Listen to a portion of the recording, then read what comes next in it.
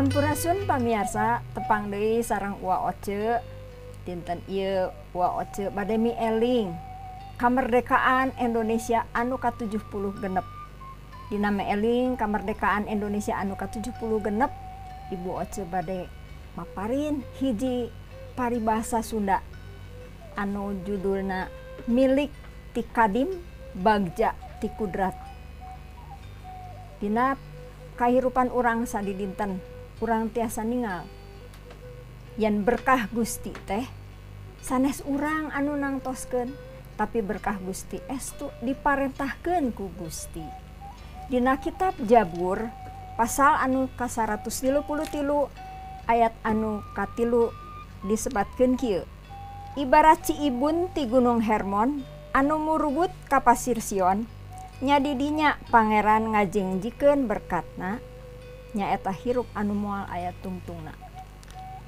Pamiarsa, ti Gunung Hermon ka Bukit Sion teh tebihna kirang langkung 8.760 km.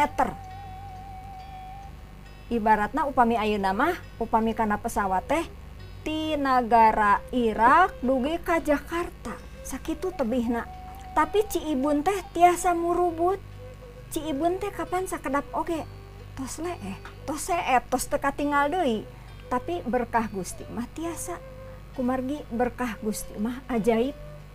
Berkah Gusti teh ajaib, henteu kahontal ku akal, henteu kajudi ku pikir. Lir ibarat Ciibun anu kedah nama henteu dugi ka 5 menit oge tos teu katinggal, tapi berkah Gusti mah tiasa keneh katampi. Ti Gunung Hermon ka Bukit Sion tiasa murubut, sakitu tebihna 8.000 km tiasa katampi.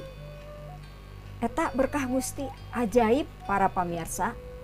Berkah Gusti teh dipaparinkeun ka sing saha anu hirupna runtut raut sauyunan, anu henteu resep pasea, anu henteu resep gelut, anu henteu resep nyapirakeun batur, anu henteu sok murangkali ayeuna mah geuningan tawuran, tah sanes kitu.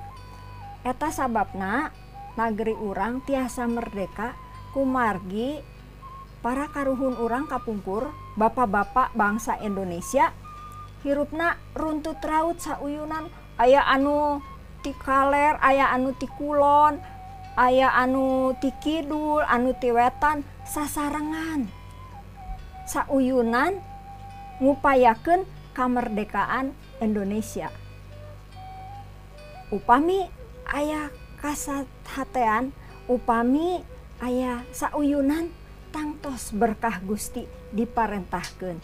Ayeuna urang anu nampina urang anu ngaraos berkah kasauyunan para bapak-bapak bangsa Indonesia kapungkur. Benten agama, benten seler bangsa, benten basa, tapi tiasa hirup rukun sauyunan. Numawi ku Gusti dikocorkeun berkahna. Janten berkah Gusti milik ti Kadim Bagja ti Kudrat. Sanes ku usaha urang, tapi estu berkah teh diparentahkeun ku Gusti ka urang. Naon anu janten usaha urang? Hirup sauyunan, ulah nyapirakeun batur, ulah abong-abong urang anu panghebatna, ngaraos panghebatna nyapirakeun ka batur.